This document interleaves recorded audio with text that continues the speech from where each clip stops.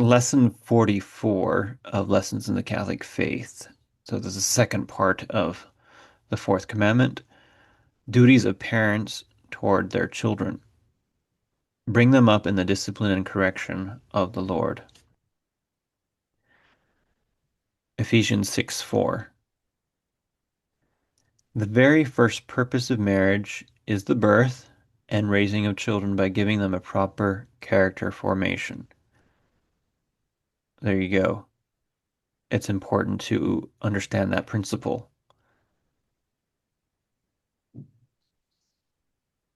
Generally, when people fall in love, they're not directly thinking about that and they don't have to, but it's still the first purpose of marriage.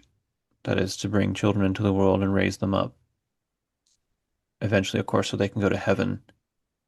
And the love of the spouses, the mutual support, that is the second purpose of marriage. And it continues to fulfill itself when the parents are no longer able to generate children. In the Novus Ordo, unfortunately, they've reversed these purposes. And if you reverse those purposes too, it makes it easier to justify birth control and abortion. So it's important that we keep that in mind. It is necessary, therefore, to give adults who are about to enter the Catholic Church an instruction which emphasizes their obligation before God to provide for the religious and moral education of their children, especially in our modern age when religion and morality in families is neglected. A. Parents have a grave obligation to provide necessary food, clothing, and shelter for their children. Both parents are obliged to provide for the healthy development of the child's body. A mother fails in her duty by not preparing good, wholesome food for the children, by feeding the family irregularly, by not providing warm clothes and a neat, clean home. And sometimes, well, if the woman is lazy, then many times the food might be provided irregularly, the house will be a mess or not clean, and that's really pathetic vice for a mother and a wife to have, the vice of sloth, laziness. A father sins by not providing the money for a decent home and good food. Men who spend large amounts of their pay on gambling or alcohol or in other ways not connected with the good order of the home commit serious sin because they deprive the family of the necessities of life. Yeah, there have been plenty of fathers who have sinned this way.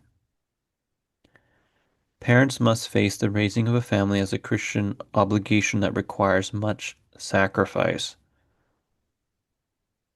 That cannot be overemphasized. Little sacrifices and big sacrifices. That's the price to pay for a good marriage and for a good family. Sacrifice.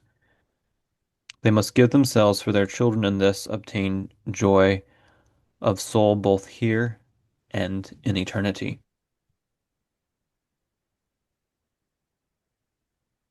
B. Parents are obliged to give their children good example. Example is the greatest teacher. That cannot be overemphasized. Sometimes in the lives of the saints, their biographers say that they didn't have to tell their children much. They led them by example. So example is really number one. A father can say, you need to say your prayers. You need to respect your mother.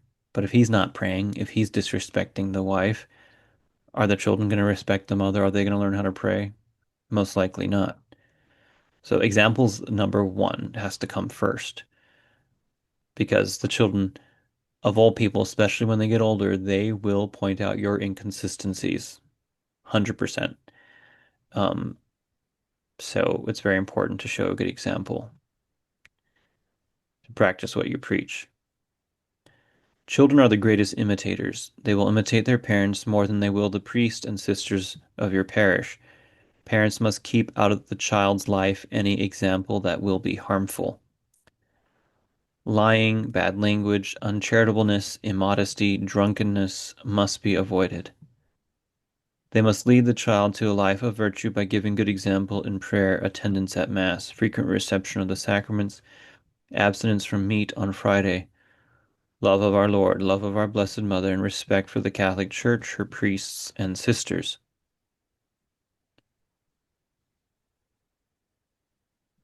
C. Parents are obliged to provide a good Catholic home for their children. Keep out of the home modern pagan attitudes and practices, indecent, immoral pictures and calendars, sexy, sensational, or cheap magazines, of course, now movies, books and comic books. Keep out of the home dangerously immoral, perverse, or suggestive radio and television shows, video movies, and music.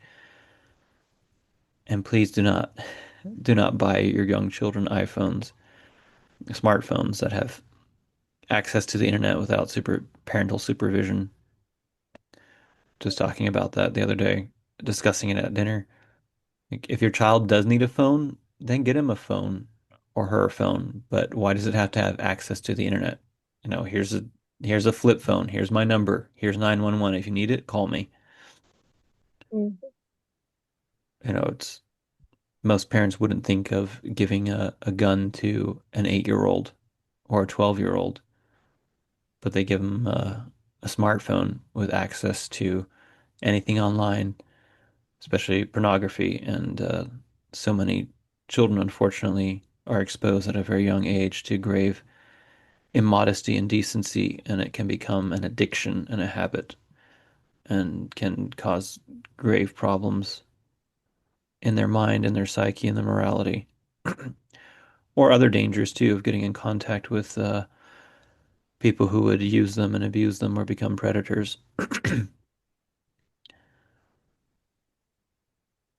I'm not saying that they should never allowed to be used or know how to use a smartphone, but to give them one that is personally their own and to pay for it as a parent so that they have unbridled access to the internet is grave irresponsibility on the part of a parent. Mhm. And as much as they might beg you for one, especially if they go to school that everyone else has one, they don't need one. They definitely do not need one. Yeah, not even to mention the lack of being able to have attention or being dopamine addicted to just stimulating content of any kind, short form. We've learned the iPad kid generation Oh is gosh, yeah. suffering a lot.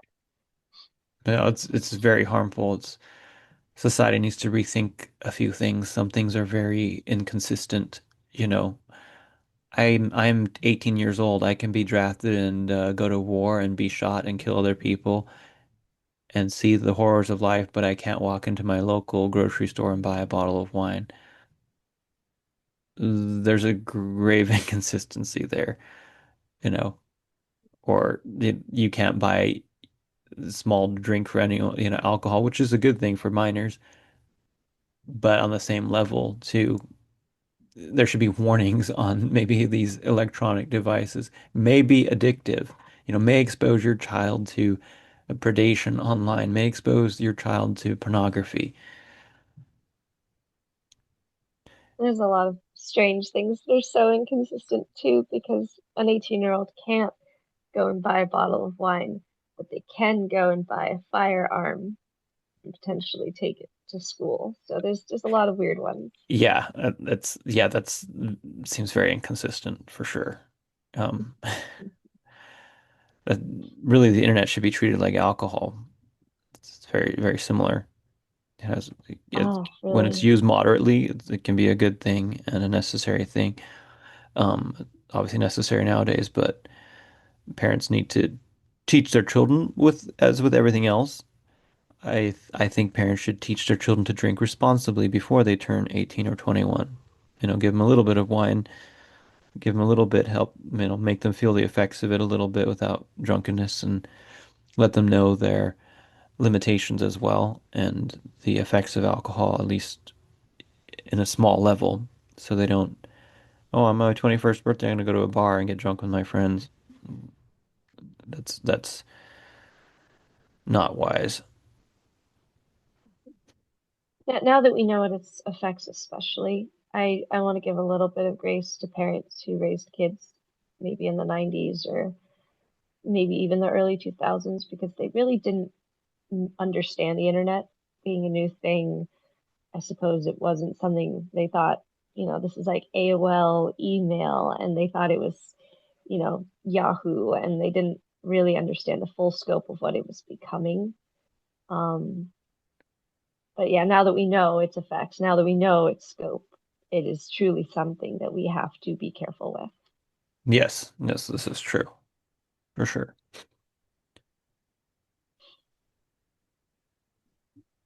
A Catholic home is one in which God and religion are of the greatest importance, and not a good career in life, not being most beautiful or most talented, but in which God and religion and getting to heaven are of the greatest importance. Christian decency in word and action should be the ordinary way of life. The child should see the crucifix, pictures of our Blessed Mother and the saints in conspicuous places in the home.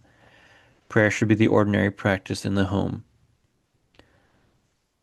I'm saddened at times when people say, "Oh, I'm Catholic," and you go into their home and you can scarcely see an image of Our Lady or of our Lord. Maybe there's a little cross, decorational cross somewhere, and maybe the word faith, but hardly anything that makes you think that they value religion very much in their life. Mhm. And even if some people might not like it or might be offended, you say, well, Jesus and Mary are my best friends, they're my family. So if you are offended, that's too bad, but I love them more than my mom or my husband. So you have pictures of those people you love in your home. I have pictures of people of the saints of my Savior in my home. No Catholic school can make up for an irreligious, pagan, or careless home. That's why I applaud homeschooling parents who, even sometimes if they have the opportunity to send their children to a Catholic school, choose to do it themselves because they take that obligation very seriously and they realize that it's their duty, number one, not the state's, not the churches, not the priests or the sisters, but their duty, number one, to educate their children. D. Parents are obliged to teach their children to pray. Parents should not only teach their children to pray, but should lead them in prayer. Daily prayers should be said by the whole family together. The parents should bring their children to religious exercises in the parish church. What was that?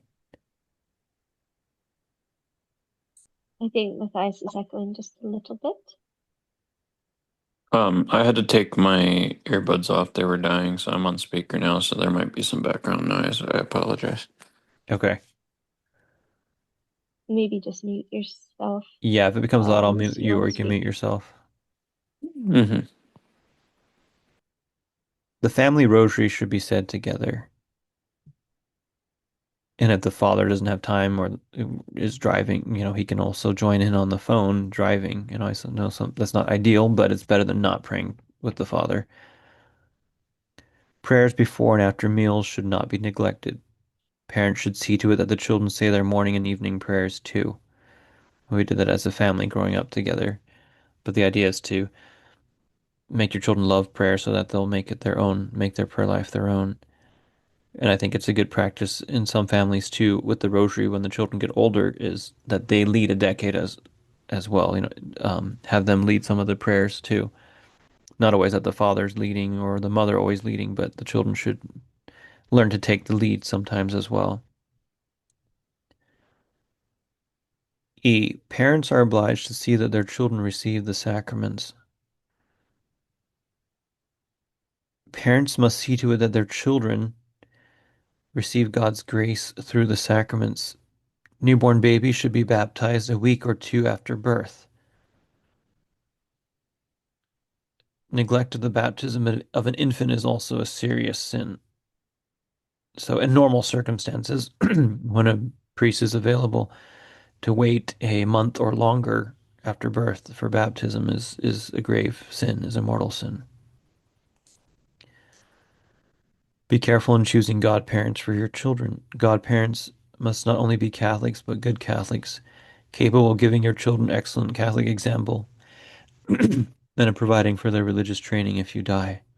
Sometimes that can be difficult nowadays to choose good Catholic godparents, especially if you live somewhere like Hawaii.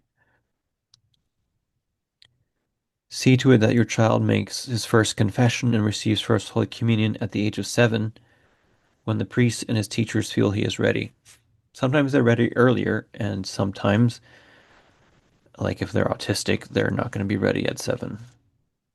So it depends, but generally, that's the age of 7. And I can definitely, from experience, say that's a good age, or even a little earlier if the child is somewhat precocious. Go with your child to the church for confession frequently, at least monthly, but weekly if possible. Encourage the practice of weekly communion for all the members of your family. When the child is about 11 years of age and when the priest and his teachers feel he is ready, he should receive the sacrament of confirmation from the bishop. Teach the child the necessity of having the priest bring the sacraments to your home when a member of the family is sick for a long time and can't get to church. F. Parents are obliged to provide a religious and moral education for their children. Parents are under a grave obligation to see to the religious and moral education of their children. That's Catholic Church Canon Law number 1113. Both the law of nature and of the law of the Church teach parents their obligation to raise their children in the fear and love of Almighty God. In their younger years, the habits of children are formed by the religious training given by Catholic home and the Catholic school. This training should not be endangered or lost by attendance at a secular high school or college. Education in a secular high school or college very often leads to indifference about religion and the duties of religion, too often to the total loss of the Catholic faith. I've seen that too, sadly.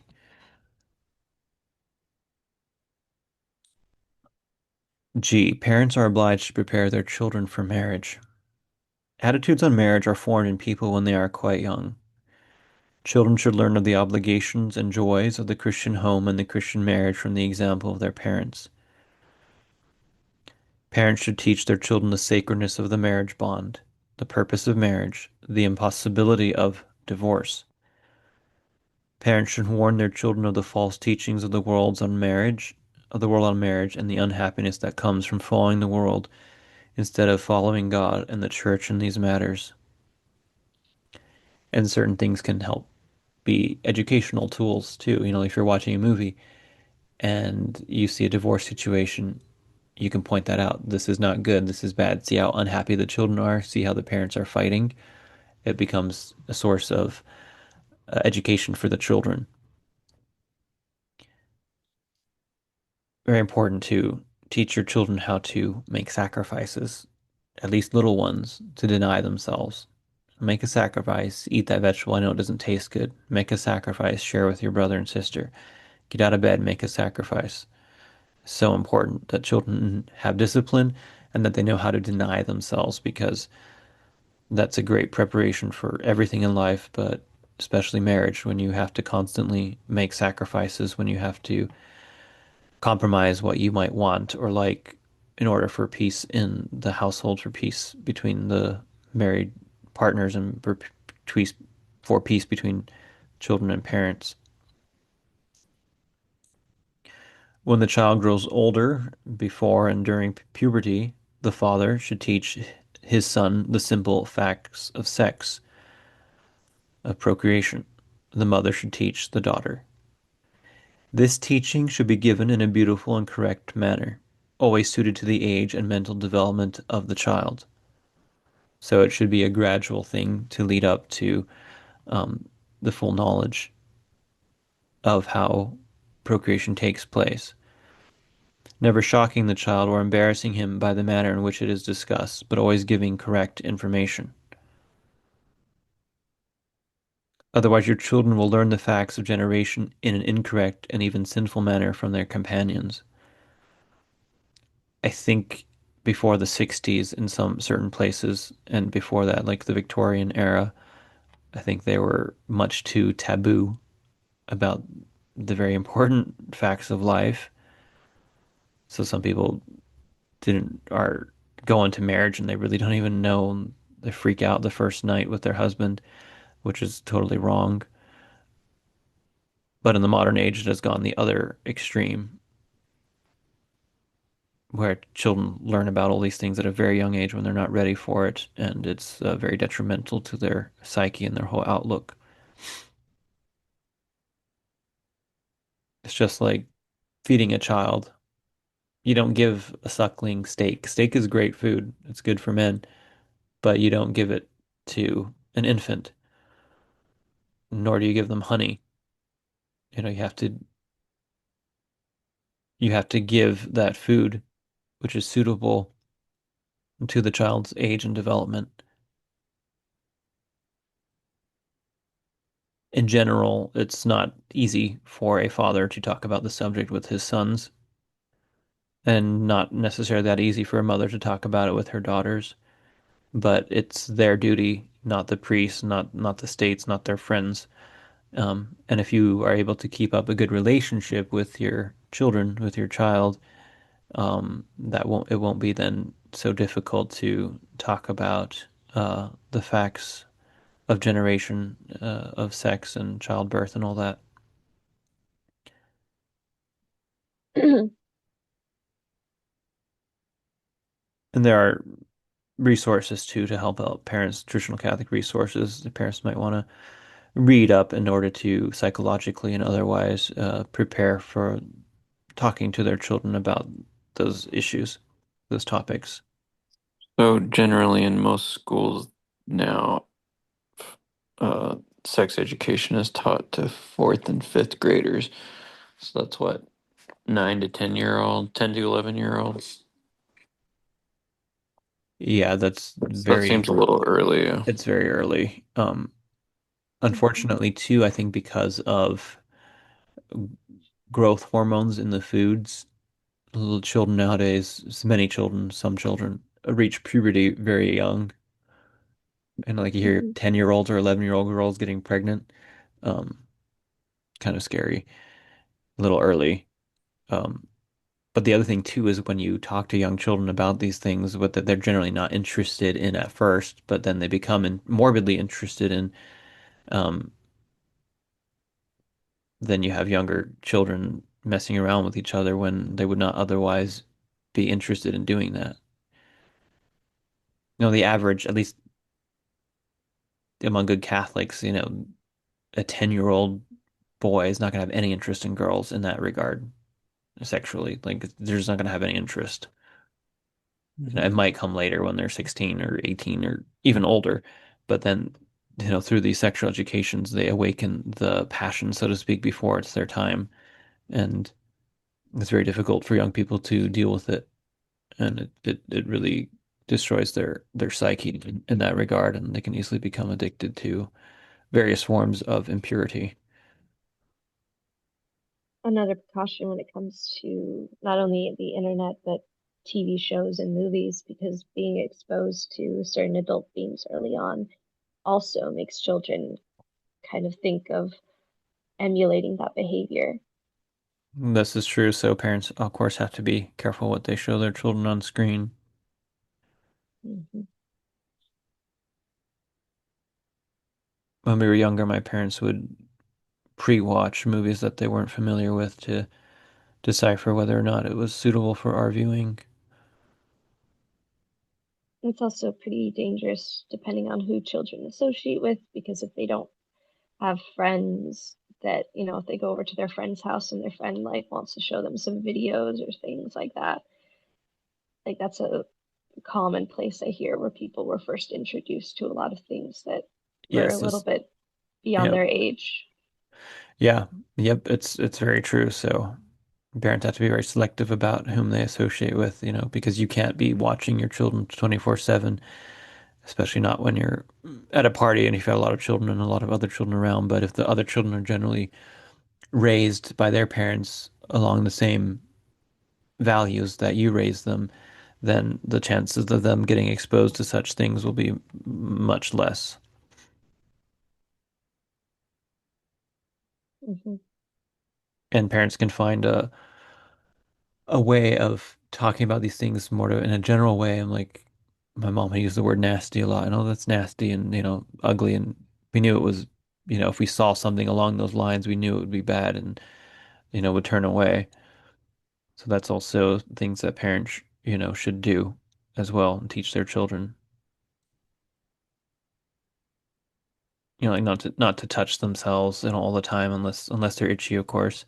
Um, and to avoid immodesty and impurity.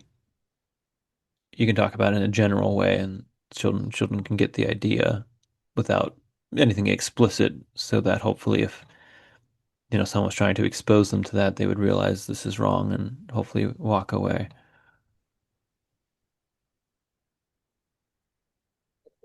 Yeah, so that's another fault of certain parents who might be too embarrassed to talk about these things with their children.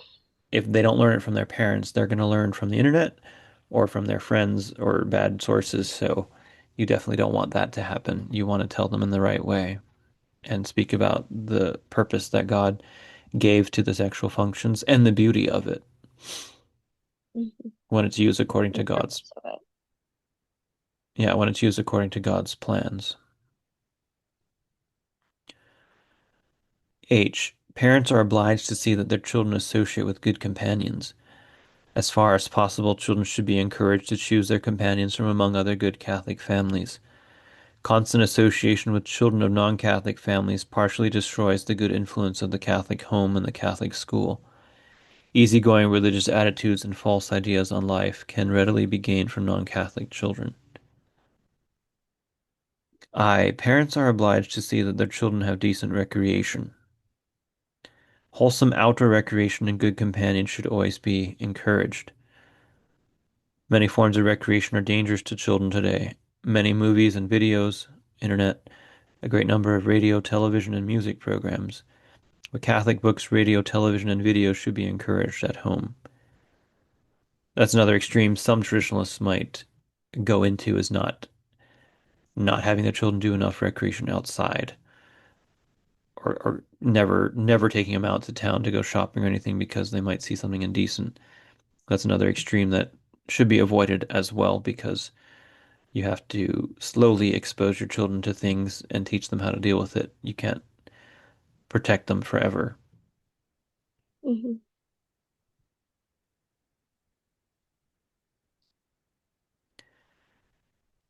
What I don't like in general is organized sports many times for homeschooling if it's, if they're associating with other families who don't have the same values that they do, especially if the organized sports take place on Sunday. Um, I'm not in favor of that at all for many reasons. Yeah, and I know you spelt that out clearly. I don't remember if Dad specifically mentioned those two main reasons why he was negative on that kind of organized sports. Um, Reason being it on a Sunday, other reason being, pagan influence. Um, but yeah, he, And then I think especially for girls too, they're wearing shorts or a modest dress. Um, and I don't think soccer's kind of a rough sport. I don't think it's a very suitable sport for a woman, in my opinion. Um, Problem is too, it was overemphasized. However, go ahead. It was overemphasized there that they be very good in these games, whereas sports, in my opinion, shouldn't be an end in themselves unless you're a professional player. Sports are meant for health, wholesome recreation, for exercise, for learning how to do teamwork, for learning how to be a gracious winner, for learning how to be a gracious loser, um, toughening up people, because there's some physicality to it as well. um, yeah, When real, sports yeah. become number one, there's something, in my opinion, off with your parenting if you're constantly, pushing because I think it's meant to sport. A lot of sport is a game, really. The game shouldn't be number one. It's a purpose of recreation. Um, Maybe hopefully making friends, getting stronger, getting fresh air, that type of thing. But When it becomes an end in itself, I think that's problematic, especially for children, you know. If you're going to make a career out of it, if you're really good at it, okay, fine. Then if you want to be a professional, that's a different story. But for most people, that's not going to be what's going to put bread on the table. Mhm. You know, getting Yeah, together maybe with it's your some people's cousins and your friend. calling. What was that? Maybe it's some people's calling in rare cases. Yeah, some people are very good at it and make millions of dollars. Um, I just want to say, like, if this is going on YouTube, so that's fine if we talk about things like our cousins and stuff. Yeah, just as long as you don't name anybody, that's perfectly fine. Sorry. Um, I thought about that too. Well, we we do have the same last names and whatnot, but other thing, I'll let you figure that out. I don't really care.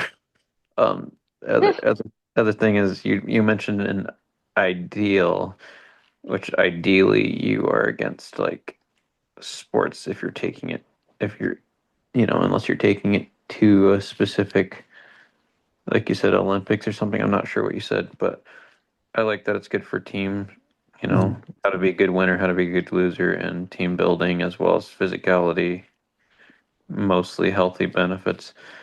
Um, but generally, My you point is if a child is pushed too much just for performance sake, you know, you have right. to be a super good player. Um, I think that can be very detrimental. I agree. That's Also, not just number want one to purpose comment of on, sport is to win and be good at it. That's not its number one purpose. Yeah. You know, you should be good at your job. You should be a good nurse, a good priest, a good mother, and that's very important. To have to be good at sports, like where's the necessity? It's literally a game. Why do I have to be super good at a game? You don't. It's a game. That's the Um, thing. mhm. yeah, but also to take Any that. game is a game unless you're doing it for your living. You don't have to be super good at it. That's not number one purpose. If the parent makes it the number one purpose, it's perverting it. Unless they are trying to take it to the next level and Yeah, I mean as a career. But in if that your case, like yeah, if your scholarship depends on it and you know if you want to yeah, go to the NBA or NFL, whatever, and be a professional, you're playing, you know, college basketball, sure. But still in itself it's still a game. yeah, the scholarship's kind of There the may big be some one. cases. Hmm. There may be some cases where parents can see that their children have received God-given talent. Like, Yes. wow, my kid excels at this. Like, this might be something they're meant to do. And maybe they aren't meant to do it for their entire lives, but God-given talent, when it presents itself, you do want to nurture it within healthy bounds. Yeah, Yes. Hmm. God-given talent such Um, as steroids. but Not that they shouldn't try to be I good just, at whatever they no. do, whether it be fencing, you know, airsoft or, you know, soccer, whatever they do, they should try to be good at it just because that's part of the game too. Um, but if it's overemphasized, I believe that's problematic. I really, really want to comment though, because I used to not think anything bad of soccer, but there's been a lot of research that's come out recently that shows it's, I think, the number two leading source of childhood concussions. Number one being American football, and then soccer, because it is a contact sport and you do use your head in the game and you can get kicked, you can hit the ball with your head, all these things. Um, Childhood concussions, aside from being potentially life-threatening, actually lead to a certain kind of brain damage that often will disrupt people's decision-making part of the brain, where they can become more aggressive and impulsive adults later in life. And so it's also just important to understand the risks of certain sports. So I'm probably not going to be inclined to want to encourage my children to do those kinds of contact sports. Like baseball might be safer, fencing. There's so many options, but I think that's a soccer good actually point. leads Yeah, to I've a lot of damage. okay, maybe in Europe, but I heard soccer is the number one most violent sport. Maybe not in this country. Maybe NFL probably takes the cake with that one, but I think in Europe, especially people get quite passionate about it. Yeah, it's not a gentle sport, that's for sure. It's you might think airsoft is harmful, but nah, you get a little welts or something. No permanent damage. Yeah, I think you're right. Well, we wear a lot more safety gear as well if we're doing it properly. That's true. Oh, And then funny also enough, there's a lot of yeah. 1v1 sports where you still have a team that you work with. So even martial arts, because if you teach martial arts properly, you understand how to limit yourself. You understand like how much strength to use. Right. Whereas you kick a ball as hard as you can, you never know what's going to fly and what's going to go in the path of that ball, whether it be someone's head or Right. teeth or whatever. We Any- actually played ultimate frisbee at my birthday. Us and a bunch of friends went to a big grassy park, and I wouldn't think that that was very violent, but something should we mention it or should we? I don't know. I don't know if I should have brought that up. That's fine. That's Like the okay. chaos of We're having going. lots of players running around. Yeah, Right. things can go wrong. Speak. Yeah, Funny it's up enough, to parents. Parents need to decide the risk factor, whether it's, worth it on the sport as well. Some parents might think their children are a little too aggressive, so maybe the martial art type sports might not be good for them, or, it's again, sometimes some of that's parental discretion, of course. A funny good And enough, martial arts teacher would teach basketball, children restraint. that's true. basketball has the highest, is rated to have the highest amount of injuries, not concussions, but injuries for some reason. Oh, that makes sense. Yeah, a lot of knee injuries, I bet. I think it's because they're not protected and you don't expect it. Yeah. But you're also encouraged to do like really high jumping. And if you don't land on those properly, like ankle, knee injuries for sure. But anyways, Yeah. Um, yeah, again, it's some of that's up to the parents. I just, as a priest, Catholic priest, I discourage parents from doing certain type of organized sports, especially if it takes place on Sunday. Hmm. If you can't, I'm just more concerned about brain injuries because that can affect who they become, like you know, aggression wise, having the faculty to make good decisions, that kind of stuff. yeah, yeah, that's more important than than having a good knee or a good ankle. That's very true. Mhm. All right, we're almost done with the lesson here. J, parents are obliged to see that their children respect and obey the civil authorities.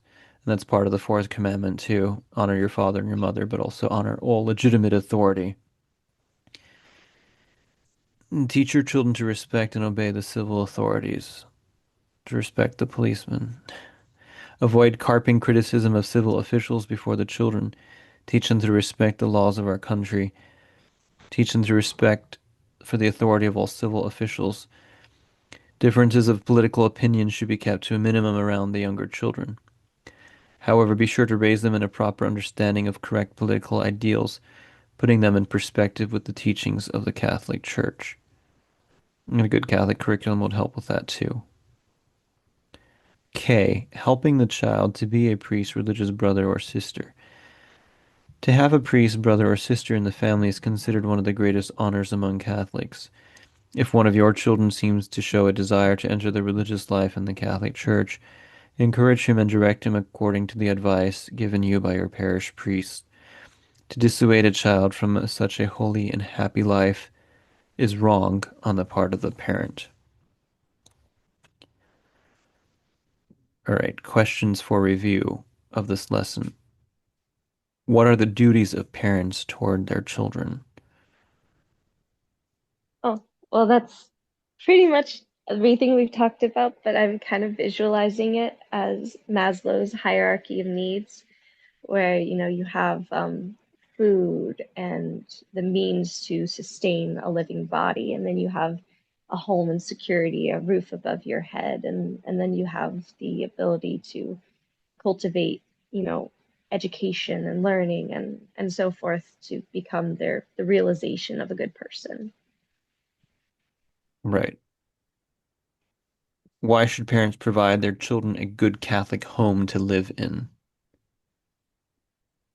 Um, I guess like how you plant a seed and water and nurture and grow it into, the beautiful plant it will become. A good Catholic home would provide prayer and good example and just having good Catholic standards for ourselves and showing that to our children will allow them to grow into good Catholic people too. Correct. How important is it to teach children to pray? Incredibly important. I mean, Yes. start good habits early. Yeah, as an adult, if we don't pray, we don't go to heaven. So not just how to pray, but to make them to help them love prayer and to make, especially when they grow older, at the time of their emancipation, that hopefully if you've done a good job as a parent, they will have their own prayer life. They will make prayer their own, not just something they did with their mom and daddy, but now I'm an adult and this is what I also want to do and I like doing it and I need it. hmm What influence should a parent have? What influence should a parent have, on their children's vocation?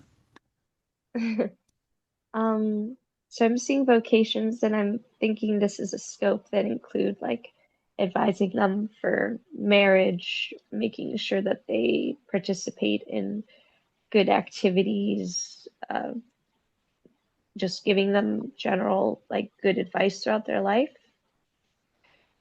Yes.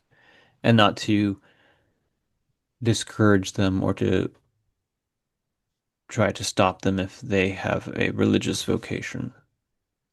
Oh yeah, if they have a calling to pursue, religion, to be a nun or a priest or, someone in the church, Hmm. then absolutely encourage it, but not force them to, because it's wrong to force kids to become That's priests or correct. Yeah, nuns. that's another extreme that some parents have fallen into, to force them into a vocation, usually for their own selfish means, or sometimes in third world countries too, you can up your status by becoming a priest or a nun. Or if you think about in the olden days too, if you became a Sure. nun and became an abbess, you were quite powerful. You had a lot of um, power as a woman in the Middle Ages as an abbess and a certain amount of independence too. So some worldly parents might encourage you on like a career in that regard instead of focusing on did God call you to this? Is this better for saving your soul? I've So never heard of the term abbess. so it'd be like if it's a female term instead of an abbot. An abbot's like the head of a certain monastery and a larger monastery, an abbey. So an abbess is the female equivalent. And you'll see some pictures of Oh, certain saints, like Saint Gertrude the Great. She was a Benedictine abbess, and she will have in her hand a crozier. It's a staff, a golden staff with like a curved on it. It's a symbol of authority. Bishops have that because they're pastors of souls, and that symbolizes the shepherd's staff with the crook to grab the sheep, if they're falling off a cliff, or, as a staff to ward off the wolves. So certain female abbess, especially saints, that would be the more famous ones. They're also pictured with a crozier. oh, Like Hildegard von Bingen, she's very famous even outside of Catholic circles. German, I believe she was an abbess too, and a saint. She was a very interesting woman, very influential too in the world of natural medicine. She knew a lot, and I think she was also given revelations by God about the powers of certain herbs and plants and health things, as well as getting revelations from God about spiritual things. Yeah, hmm. Hildegard von Bingen, Saint Hildegard von Bingen.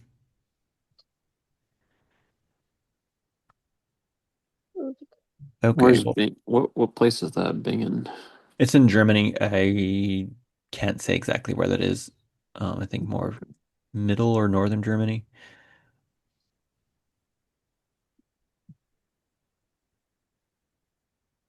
Okay, we'll end this lesson with an anecdote. A just retribution. A certain father who led a sinful and scandalous life had a son who followed his father's bad example. The father was drunken and degraded. The son was willful, passionate, and rebellious. One day, when the father reproached his son for his undutiful conduct, the son seized his father by the hair of his head and threw him to the ground. From there, he dragged him to the door of the house. There, the father raised his voice and said, "Stop, wretched son. When I was your age, I never dragged my father farther than this.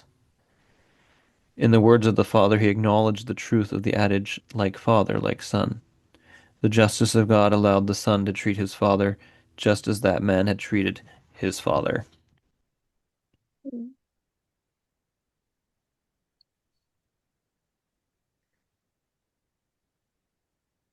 But it happens too, and thank God that there are people who break the bad trend.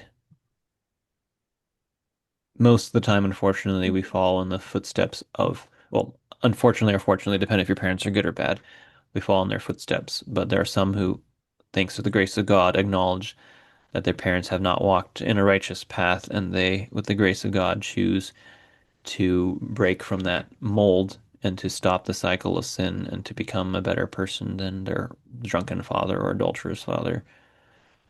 So that's always our choice as well, our free will. With the grace of God, we can do that.